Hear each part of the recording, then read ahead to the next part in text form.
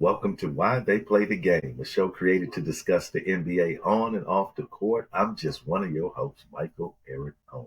And I'm Ken Hayes. What's going on, Ken? Hey, what's happening, Mike? Man, it's we deep in the playoffs now, and Second round? we got some questions and we got some answers. And man, we had the before we get into this, folks, go ahead as always for us and hit that like and that subscribe and that notification button so you can get this comment, that you can get the show right when it dropped, and also share it. Share it around, Right, share it to your exactly. boys, share it to your females. You got females out there love Oh, basketball too yeah. now. Hey, Right, hey, and they can talk the game now. So right. yeah, share it with your significant other. Yeah, spread it around so we can spread the love around. Kid, listen, they came out with the awards. Okay, Oh, and my goodness. I want to get your thoughts, man, on Nikola Jokic, three-time MVP in 4 years. What was your thoughts, man, when you heard that he won his third Mike, I was just MVP? like, don't get me wrong. Joker's a great player, but this year wasn't his year to get that MVP, Mike. If I had to vote, I would have gave it to the SGA. And and the thing about it is that, as far as stats were concerned, SGA was just I think he had um, think 50 games over scoring over 30 points this season. Led, top performer in the NBA. It just, I think it was just his year to have it. I mean, he led his team to um, number one seed. I know they were tied, but still.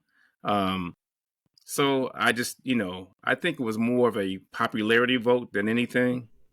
So no, I just this wasn't Joker's year for me, you know. But as I say once again, NBA politics. So Yeah, and yeah. it's good to note this for our listeners. Until 1979-80 season, the MVP was selected by the players. After that season, the award is decided by a panel of sports writers and broadcasters throughout the United States and Canada. So this is what I will say. I don't believe these people are watching OKC games. These people are not seeing all of these the best players in the league. They're watching the teams. These are sports writers. These are people that are covering sports. They're covering certain teams. They're not covering anyone. They're not in these small markets, in my opinion. Now, we know with the internet now, and YouTube does a great job of letting people broadcast highlights and things of that nature. But unless you are watching the games, Ken, you don't know how dominant SGA is. I'm Right. just gonna be honest. And like you said, it is a popularity contest. Um, let's just be honest, okay? OKC finished, although their record was the same as the Denver Nuggets. They had they Tiebreaker. had the tiebreaker. They were the number one seed. They are the Right. number one seed, okay? And they are the number one seed because they have, in my opinion, the most valuable player in the league, which is SGA. And the problem is, man, for a guard to win MVP, man, it is so difficult, man. It's tough. Um, because all the big men get the love now, Right. and you can't compare. To me, this is the problem. There is no criteria for MVP.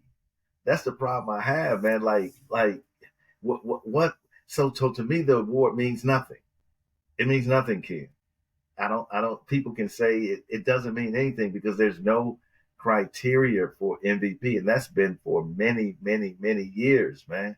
And the big thing people talk about, of course, when Shaq even brought this up, man. Right. He He when did. I Steve saw that. Nash got that award, man, ain't no way Steve Nash should have won that. Stop And it. he won Come back to on. back.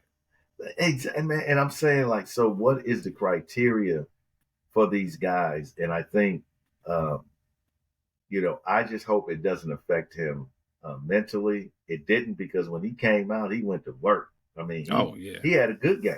I mean, the Thunder lost. We're gonna get into the playoffs here, but SGA had a dominant game. It's just a shame, man, to work all year long, kid. Ken, all year long to put in that work, man, and you lose to, and to me, this is what I'm gonna say. You cannot go wrong giving the MVP to some people like Jokic, Giannis, Embiid. You Right. can't go wrong because those Good. guys Right. have dominant seasons. Giannis had a better season this year than he did with his MVP season. Okay, let's just Okay. keep it Yep. real. So you can give it to these guys. So to me, in order for you to get it a second time or a third time, man, you got to be outworldly. I mean, really, like you can. Right. It can't even be a discussion, in my opinion, when it comes to if you're saying, well, yeah, his close is this. No, no, no. Then it doesn't go to him because you've already won twice. You know what I mean? Like this emerging superstar that's making this great impact. To me, that award with SGA not only affects him, but it affects the franchise, the Oklahoma City franchise in a positive way, in the NBA in a positive way, because you have elevated now a new star to a certain status that can only be, guess what, monetarily beneficial to everyone involved, man. You give it to the Joker, it's just okay. It's his third one. Okay, nothing but changes. let but let me pick up on something that you said, Mike, as far as the sports writers and who votes on the MVP. I think it's kind of, let's just say, lazy on their part if they don't watch the games of these, let's just say, small markets or other teams, because you're just looking at, let's just say, game of the week or who's on, TNT or ESPN. If that's the only games that you're watching, then you're not watching the whole league. And I just think that your criteria has to broaden out and not just be micro as far as your view of the NBA. Oh, I completely agree with you. 110%. I just think it's too easy. Like you say, it's lazy. It's too easy, man. When I hear these guys, these pundits on TV, man, these quote unquote pseudo analysts is what I consider them now. It's all opinionated, man. Yes, they will say, well, you're paying for my opinion. No, I'm playing for in some type of analytical observation of the game Gotcha. itself. Not it's one thing to have your team and who you like, and I get that. But when you're on the microphone, man, like we love the Bucks, right? I Right. get that. But when you're on the microphone, you're there to get an analytical approach to basketball, man. And you don't see that. And you know for yourself, Ken, even us doing this show, we watch a lot of games. Oh Let's just man, keep it real. yeah, we we do.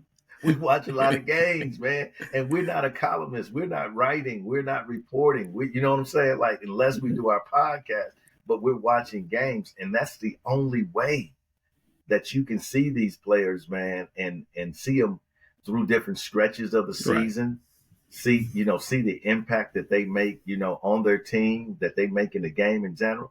And to me, man, the MVP, I just want to say it, man. It don't mean nothing, King. To me, I unless gotcha. you can start coming up with another criteria. Like I say, I'm not mad at Jokic. He didn't make himself MVP. I mean, he Right. just I out got. there doing this thing. This man, what you gonna do? Turn down the award? No, I don't want it. No, No, you're I not don't gonna do think that. so. So I'm Right. not mad because I think some money come along with that too, though, kid. Oh yeah, I'm pretty, yeah. Especially within his contract. Oh that's an Yeah, yeah, incentive. yeah, yeah, yeah, yeah, yeah. That's the money. So he ain't gonna turn that down. But I think SGA got robbed, man. Just like I think Bobby Portis got robbed too, this past year. So it is what it is. He's the MVP, the third one. You know, I just hope they can get that championship because that Mm. MVP without that We'll talk about that a championship little later too. is what we want to say. That MVP without that championship is worth nothing in my opinion. So we had that award, Ken, but your predictions came correct. Victor was unanimous Right. uh, Oh yeah. in uh, in his rookie of the year, and I must admit, man, he deserved it. Oh I yeah. mean, let's when you look at all of the rookies out there, man, Victor deserved it, man. He showed up. In my opinion, he met expectations. What about yours, Ken? I think he did, Mike. And the thing about it is that he's only going to get better. Um, I think once he gets some veteran leadership around him to take him through, an entire NBA season, I think San Antonio will be back. Let's just say in contention. I'll put it that way. Um, I think defensively, we haven't seen someone like him since, I'll say that in my mind, since Will Chamberlain, as far as blocking shots, or Bill Russell. So um, I just, his potential is going to be great. I think you'll see a lot more of the San Antonio Spurs in the upcoming seasons, as far as we say on TV, or um, games on ESPN or TNT, things like that. So in my mind, I said this even before the season started, that he will win Rookie of the Year. I just didn't see anyone else who could come close to competing with him. So Yeah, happy for him. What yeah. about your thoughts? I mean, you look at his stats, man. He averaged 21 points, 10 rebounds, 9 assists. He shot 46.5% from the field. Uh, that's decent, man. Them decent Oh, numbers, man. I mean, for a rookie coming for a in, rookie, yeah. oh man, man. When I look at him, the only concern I have, Ken, is his health. If he stays healthy, San Antonio's going to surround him with some decent players. Oh, yeah. And he's already, Vassell and Johnson, and he's already got some dudes around him, man. So they just need, I think they need another, they need like, and I hate to say this, but they need like a Bradley Beal, like a Devin Booker. They need someone that can get their own shot, that can spread the floor for them. And even though Vassell, he can gun it now, but he's still not a guy that you necessarily going to say, okay, we cannot leave him alone. And that's what I they guess, need. right. They need that another dominant player for him and some veterans. And I'm telling you, Ken, if this boy stays healthy, knock on wood for him, he gonna win some championships. He gonna get 3-4 MVPs. He gonna get 3-4 defensive player of the year. He gonna win 3-4 scoring titles. He gonna win finals MVP. He gonna win all-star. Man, this dude is gonna do it all, Ken. Because when you watch Victor play, he's unstoppable. I mean, he is on the defensive end, he's such a Oh, threat. man. Right. With his 8-foot wingspan, he's never beat. Like the distance that he closed out on threes, man, in the man, you think you got a layup, man, and that guy Right. is just like, Yeah. man, get that out of here. So his dominance, as you say, Ken, as he starts to mature, his dominance on the offensive end, man, if he develops a post up game, It's over. what you gonna do? He's 7'4". I mean, like if he just develops a little like jump hook, Jump up, yeah. you can't block it. So I'm saying this dude can. I think if he stays healthy, can listen to me. This dude, man, he gonna break all types of records, man. It's Sky's the just, limit. man, it's just. I am impressed with him. I'm impressed with his attitude, Oh, and I think he's going to be a great ambassador for the game. Definitely. It's good. It's good to see some of these young players now, Ken, finally starting to peek through, right? The Mm-hmm. fog of the establishment. The LeBron James, the Stephen Curry, the Giannis, the Embiid. Like you have all of these, the Kevin Durant. You have all of these young players.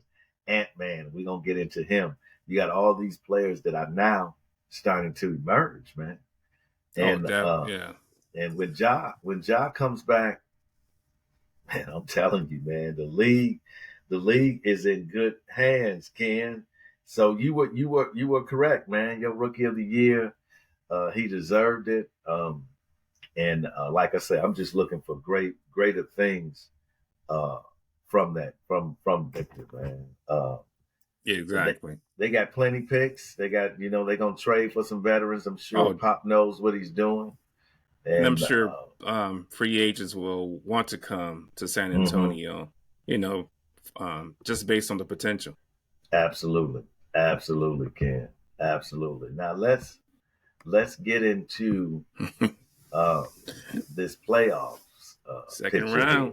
second round, man. And so let's start.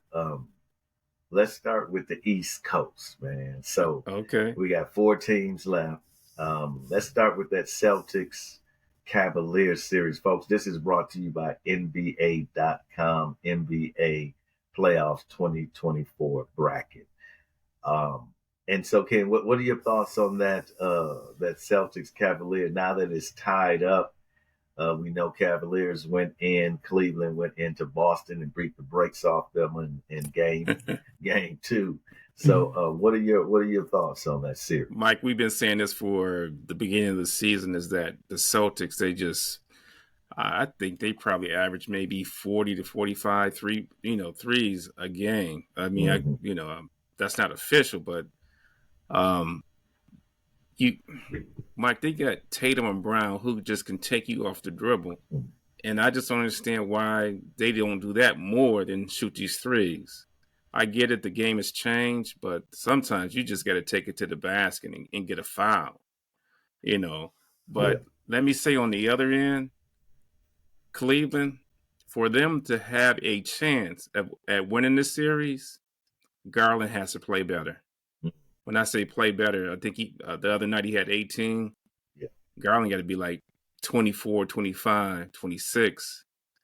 Um, and then I also said if Garland and LeVert can combine between 30, 35, and 40 points, they stand a good chance. But Yeah. the big thing for Cleveland is Mobley. Mm-hmm. Mike, he has to dominate. I think the other night he had 14, 18, maybe 9 rebounds. I mean, what Mobley? 6'10", 6'11", Yeah, he something up like there. that. Yeah, 6'11", 7'5". Man, Yeah, he's come up on, there. man. You need to dominate, bro. Come on. Mm-hmm. I mean, to get him on that block and let him dominate. But Especially I without just think, Porzingis. oh, right, exactly. So I mean, the thing about it, with Boston, I think that they'll come back ready to play. They may change up a little bit, but I mean, like I said, sometimes you just gotta take it to the basket. Because I think we talked about it during the week. You live by the 3, you die by the 3, and then it seems like when their threes are not going in, they get a little stagnant as far as offense is concerned. So we're gonna keep shooting these threes and not make them. Nah. So it's gonna be interesting. I just think Cleveland is going to need more than just Mitchell to win this series, but I still predict Boston will come out victorious. Yeah, I agree with you. I think, I mean, you hit on every valid point with Mobley and Garland. Um, I just think, Boston is going to beat them on talent. Oh, That's the definitely way right. this is going to work. They're just a more talented, better team. And I just don't think, I'm hoping that, Jared Allen can come back. I would love to see him get back in the Mm-hmm. lineup. I think they really need his presence down there. I think they Right. will open up things for Mobley more um, as well. And I think Garland too, the problem with Garland is he's just, he's running against height, man. I mean, he's running against JT, he's running against, Brown, he's running against, folks that got Derek White that got height, man. And it's difficult for them because the Celtics, I mean, you got Drew Holiday. The Celtics are a good defensive team. The problem with the Celtics is this, King. The Celtics have quit in them. That's the problem. Mm-hmm. They have quit in them. If the Celtics have to, they are if you're a Boston fan now. See, I can never enjoy the Celtics because I don't like them. The Yes. only Celtics I ever loved was Larry Bird and Bill Russell. Man, everybody else I just couldn't dig them, man. But so if you're a Celtics fan, it's exciting, man. All those threes they're hitting and this and that. But the problem, like you said, Ken, is when their threes are not falling. They're not creative enough. The Celtics have no dogs. That's the problem. They have no dog. JT's not a dog. Okay. JB's not a dog. Drew's not a dog. Porzingis not a dog. Horford's not a dog. They don't have only dog they had was Marcus Smart. Okay. And Okay. Grant Williams was he had that in him, but they don't have that anymore. That's why I say they have quit. Because if you notice, man, in the games that the Celtics have lost, man, when the Celtics get down by double digits and it's in the fourth quarter and he pull them every time. Oh yeah. He throwing the towel, man. He don't let them boys fight. He don't and to me, the Celtics do not have enough fight in them, enough dog in them. Yes. Will they get past the Cleveland Cavaliers? Yes, I believe that. Yeah. Will they get to the NBA Finals? They have the easiest road ever. The easiest road Yeah, ever that's true. because the Knicks and the Pacers, come on, man. They're exciting to watch, but do we really think if the Bucks had been healthy and the Bucks had have had not all these hiccups with having a new coach and if the Bucks had been clicking, it is no way the Knicks and the Pacers would have ever beat the Bucks. And so for them, this is the Celtics' year. This is the easiest route they're ever gonna have, and I just don't think they have that fight in them. So To we'll win see. the championship? You Yeah, I saying to don't win the to championship? win the championship. They don't have Okay. they don't have that dog, man. They don't have that when things get tough for them, they quit. And I have yet to see them this year bounce back, fight through, and win games. They blow you out or they quit, and that's a problem for me. I think you have to be a clutch team. I think you have to be able to win tight games, and I think you have to be used to being in those situations, and they just haven't. And Okay. so we'll see, but we both still agree that the Celtics, yeah, they're the better Yeah. talented Well, team. They should win that series. But the Cavaliers can make it interesting, but they have to win Game 3. There is oh, no way if Boston goes in there and wins Game 3, then it's gonna be a wrap because you're going back to Boston. You're not winning Boston. Okay, you embarrassed them the last time they came back, and JT and JB ain't they not gonna get embarrassed twice. It's just not gonna happen. And so they need to win Game 3. What about this Pacer Knicks series, King? um, I won't say the Pacers got a little lucky, but they were fortunate. They got some calls on. I'm just going to say yesterday from the refs. I guess as trying to even it out from the first two games. So I mean, it was a good game. Brunson didn't seem like he was Brunson. Struggled. I think he was like maybe 8 for 21 or something Mm-hmm. like that. Mm-hmm. So it's going to be a dogfight. What they play on Sunday. So I mean, I think the Knicks will come out of the series. For me on Indiana side, to me the key is Siakam. You got to give him more touches. I mean, as far as I'm concerned, he can score at will Yeah. against the smaller New York team. On the other side for New York, they just have to not be dependent on Brunson for everything. Hart, he had a mediocre game yesterday. He has to be better. Uh, the other thing is that, you know, New York didn't get all the offensive rebounds as they did in the previous games. So that was, good for Indiana. But, Mm-hmm. New York just has to be better as far as their sets are concerned. I just think that yesterday they were out of sync. Um, Tomorrow is going to be, I think New York is going to be a little bit more focused as far as, when they come to play. But like I said, Indiana, see, I think he could probably get 30, 35 easily. So Mm-hmm. if he doesn't get that, a lot of shots, I mean, I think they'll struggle as they did in game 1 and 2, to me. Yeah. New York, Yeah, they them did. people Yeah. Oh, real, yeah. man. They did. I mean, that one flop by DiVincenzo, man, and I was just like, dude, come on, You just you don't make bailing that them out. call, Mike. Exactly, exactly. And so, but when you look, and to me, Indiana hasn't played their best ball yet, though. I mean, when you look at Indiana, they are they look like they're still trying to adjust to this level of basketball. And Halliburton is getting more aggressive, which he needs to be. Neesmith, I think, is doing a great job, as you pointed out on Brunson. I mean, let's just be honest, man. Brunson is a killer. He's an Oh, that assassin. right. Yeah.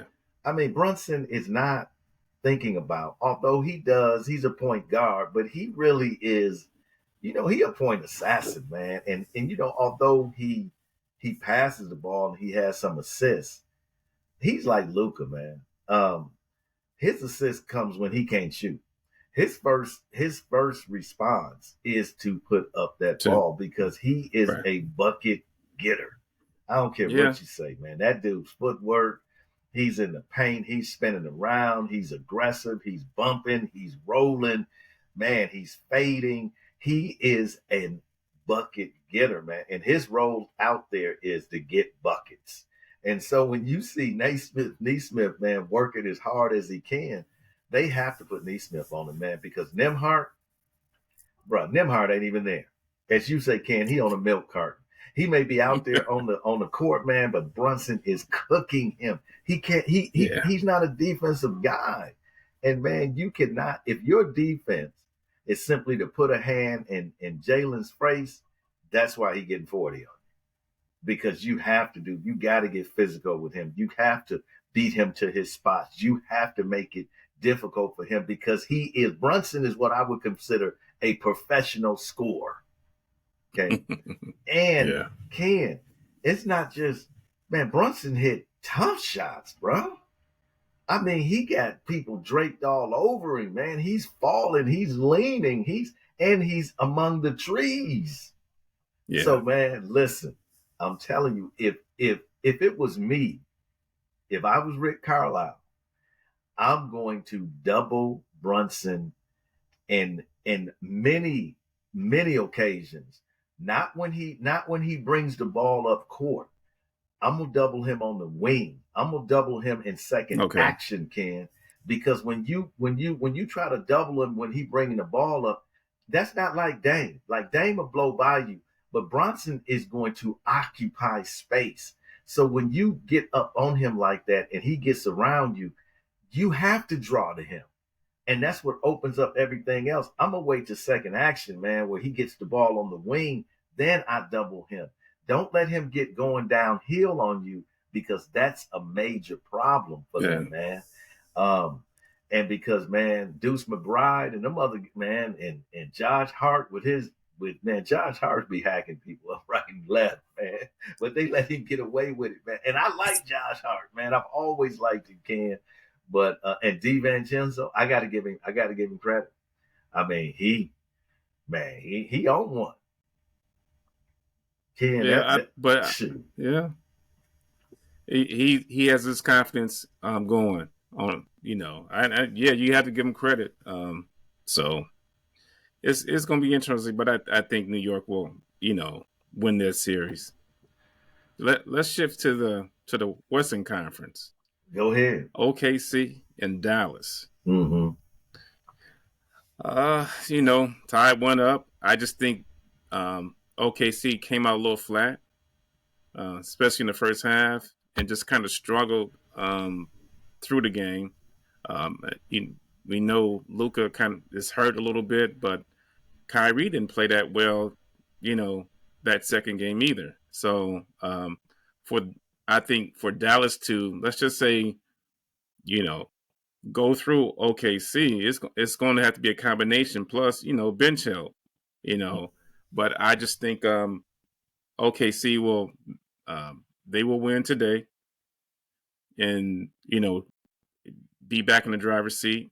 I just think OKC they have a solid team approach to this playoffs. I mean, this was their first game that they lost, so I think they'll come back, like I said, a little bit focused, more focused. I put it that way, to win tonight's game or today's game. Well, I'm pulling for the Thunder now. I know. We know that. Being in OKC, I'm pulling for my boys to pull it off, Ken. But I think they slipped. They really slipped by not winning game 2. As you pointed out, Kyrie did not have Kyrie had a good game in the sense of the flow of the game, right? It didn't require for him to do a lot of scoring. Other people were involved. Uh, PJ had a monster game, a career playoff game, right? So when you got that, you just, hey, man, feed the dog. You know what I'm saying? Like, dog hungry, dog barking.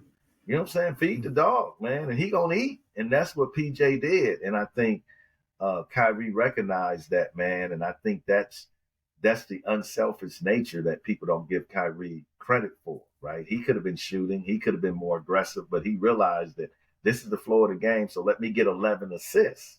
People don't realize he had 11 assists. So I just think going back into Dallas, and we only 3 hours from Dallas, right? So you don't have Dallas fans and you'll have OKC Thunder fans over there. So I don't think the Thunder win this game. I really don't. I think it's going to be a tight one. I think coming back home in Dallas, because Ken, we have to realize when what happened the first game. They had that Friday, May 3rd, they had just beat the Clippers, and so May 7th, they were facing the Thunder, and the Thunder had been sitting back for a while. Right. So the Thunder had their energy, they had their legs, they had the crowd, they had everything. So yes, they should have won that first game because they had a physical advantage with them coming into OKC. Now, the second game, they stayed here, they rested up, everything was good. So now, going back to Dallas, I just don't see OKC winning that game. I think it's going to be 2-1. I think they have a good opportunity to win game 4. But I think it's going to be a tough sell. I'm not saying they cannot win it, but my prediction is Dallas will win game 3. So Ken, what about that Timberwolves Nuggets? Ken, Mike, let me say this before we get into the series. Murray should be suspended. He got fined $100,000. They should have made it $250,000. Mike, you just can't do that. No. I mean, because you getting just beat down in game 2. Your frustrations come out. Come on. But anyway, last night, Minnesota, they came out flat. They came out like, we up 3-0. They got beat almost by 30. And didn't seem like, their energy was there. Denver, they came out, I'll say desperate because they down 2-0. I think every starter was in double digits. And with Minnesota, I think, they were kind of like lackadaisical because I was looking like, where's that energy from game 2? Yeah. So, Mike, as far as I'm concerned, game 4 for Minnesota is a must win because if they let Denver tie this thing up, they in some trouble. And when I say that is that, Denver is a team defending champions in which, they can get you at home or away. Yeah. So I just don't. I think Minnesota let their guard down, and it's just. And the thing about it is, Mike, they could have been up 3-0 in control. But on Denver side, everybody got involved. I think Jokic. I think he ended up with maybe 20, 22, something like that. But they had a good all around team. scoring last night. So it's going to be a dogfight. I mean, especially if Denver win this next game. So Yeah, come on, Minnesota. yeah. My question. Do you remember when this season started? I told you. I said I got to see them play before I could predict anything because I had not seen the matchup enough during the year. And when I saw the first two games, man, I was like Minnesota looks like the better team and the better strategy. And Ant-Man was, he was doing whatever he wanted to do. I mean, he was Serving. special. You know what I mean? But to me, I said to myself, game 3 is going to tell me whether or not the Minnesota Timberwolves are a championship team. It wasn't that they had to win, Ken. No, it wasn't that. It was how would they play coming back home? Because to me, when you're up 2-0 and you have won in the opponent's gym and you coming back home, Ken, it's equivalent to me. I'm gonna use a boxing analogy. Ken, it's equivalent to me in the sense that you punch a guy and you stagger him and he, you knock him down and he get that count, he get back up at 8 and now here's your chance. Here's your chance to end the fight, to close it out. He's weak, he's wounded, right? He's dizzy, right? He got a slight concussion. This is your chance to go in for the kill. This was Minnesota's chance. The champs came in wounded. They came in, Ken. They were limping, Ken. They were bruised up, Ken. They needed the smelling sauce. And they came in. They got up off the canvas, Ken, and they got up off the canvas and went to work and said, no, we going all 12 rounds, baby. And to me, I agree with you. This next game tomorrow, this is Minnesota's season. Because if they go back 2-2, I believe, to Denver, it's a wrap. I just don't think they can win it because game 7 is going to be in Denver. And you have to take advantages. If you're that championship medal, when you are up 2-0 and you're coming back home, not you up 2-0 and you going to your opponent's gym. Right. Again, you coming back to the crib. Like, what if I had told Minnesota, look, I'm going to give you a scenario where you up 2-0, you win 2 in Denver, and you coming back home, would you want that? Oh, man, listen, give me that. And you get blowed out. See, Ken, that's the problem I had. Not that it wasn't even competitive. Right. And how can you be on that championship level if you're not, when you come back home, your first game back home in the semifinals and you get blowed out, it's going to be a lot of soul searching, man. And I do think though, Ken, the Timberwolves going to win that next game.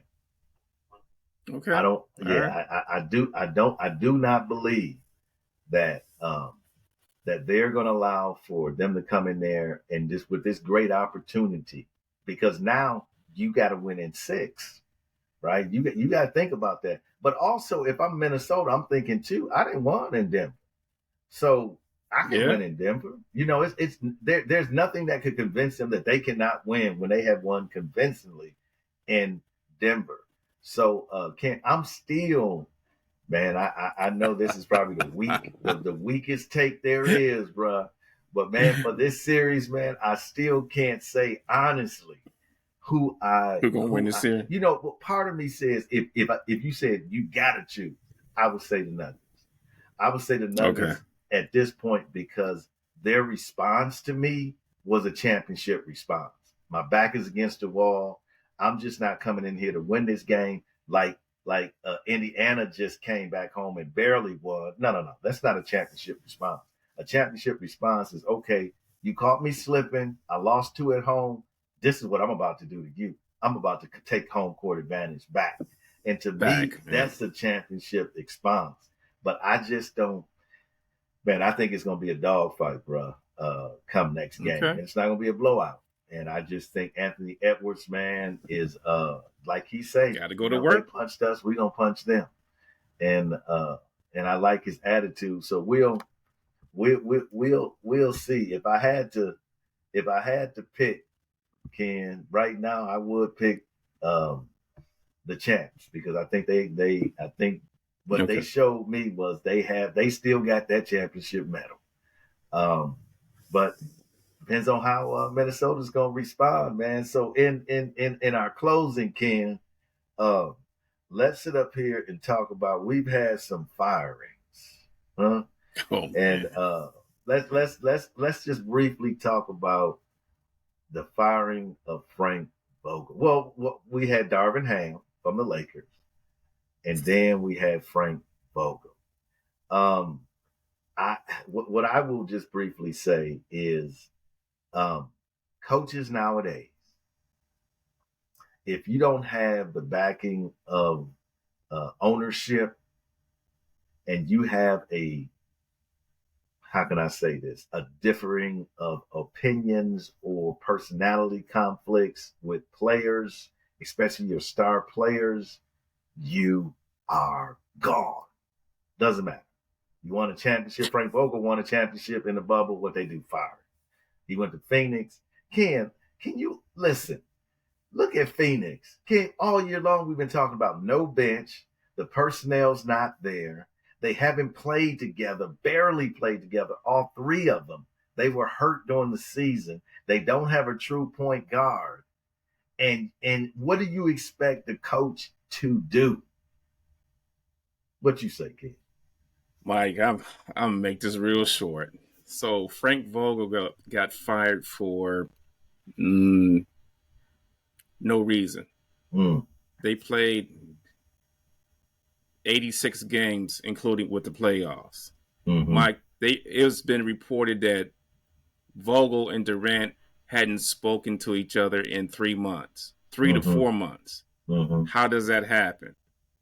So, no, 1 year? I know. Come on, Mike. And the thing about it is that, this is going to be my last comment on this, is that I think Frank Vogel was just, again, the scapegoat for Kevin Durant, Bradley Beal, and as far as the whole team. But I don't get it, Mike. I mean, it's just, to me, it's unnecessary. And then I'll finish with this. Is then now it's been reported that Bud has accepted the job as head coach for the Phoenix Suns. So, yeah. So we'll see what happens with that. Ken, you know what's so crazy is the Suns were 49-33.